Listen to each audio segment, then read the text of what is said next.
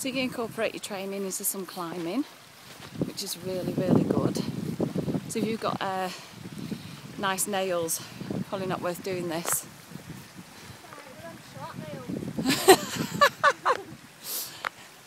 So you've recently invested in a pair of new nails.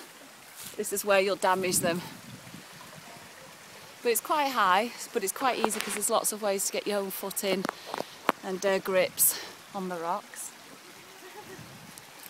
You don't need to get harnessed up really, it's fairly safe. So another outdoor activity, and the boulders are fantastic, nice and big, easily able to grip them.